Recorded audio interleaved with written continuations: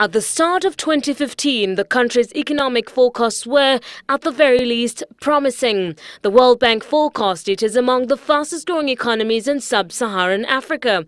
Investments in energy and infrastructure were beginning to pay off, and the Kenyan government projected its growth at 6.5 to 7%. The World Bank expected it at 6%, while the International Monetary Fund was even more optimistic at between 6.9 to 7.2%. But in recent months, something seems to have gone amiss, and the Kenyan economy, which is the sixth largest in sub-Saharan Africa, is not functioning at full throttle.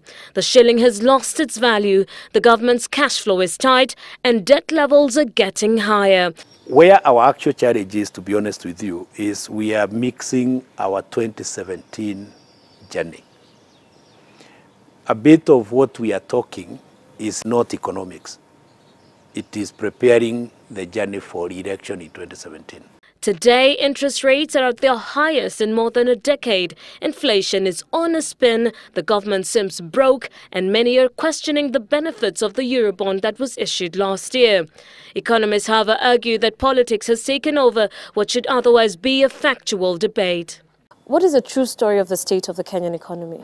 If you debate from what we call the macroeconomic indicators, which is interest rate, inflation, exchange rate, then what is happening looks okay. The other angle, which is fiscal discipline, which then that side has question marks in terms of whether we are using money correctly, whether we are physically disciplined as a country, as people, whether we are prudent in the way we are approaching issues. The government insists the economy is stable. This week, Treasury got a momentary breather when Treasury bill rates fell by 300 basis points, a possible indicator that interest rates may be headed downwards.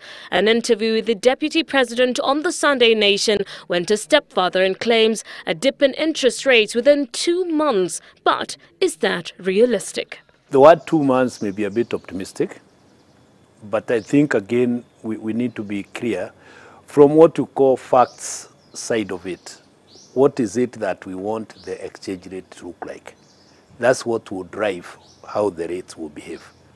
Remember, the interest rate is basically the function of the central bank increased what you would call the borrowing rate for banks.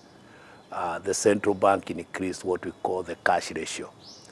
Those two items is what will trigger the coming down of the rates. So the earliest the next MPC meeting will do whatever you can call a reversal, maybe hopefully in the middle of this month. If they do that, the banks require 2 months to readjust. Those 2 months will take us to January.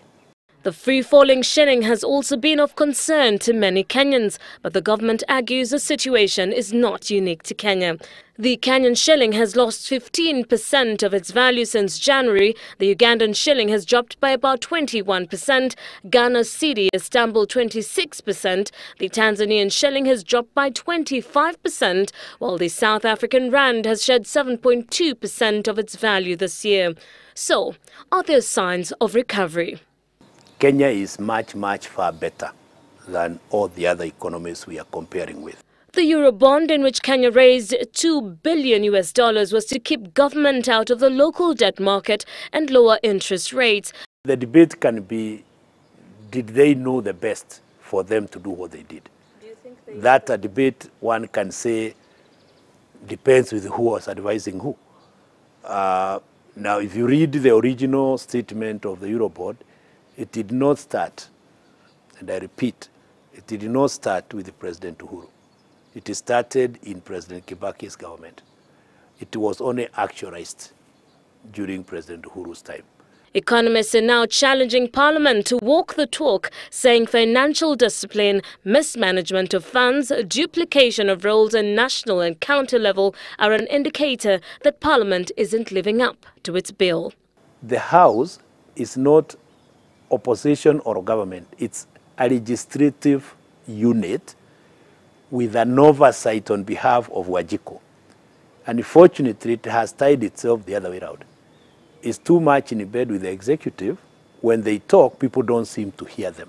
On paper, economists say Kenya is weathering the storm. However, the challenges arising from the new constitution and mismanagement of public funds, growing budget deficits and inability to contain interest rates remain real. Terry Ann Chibet, Sunday Live.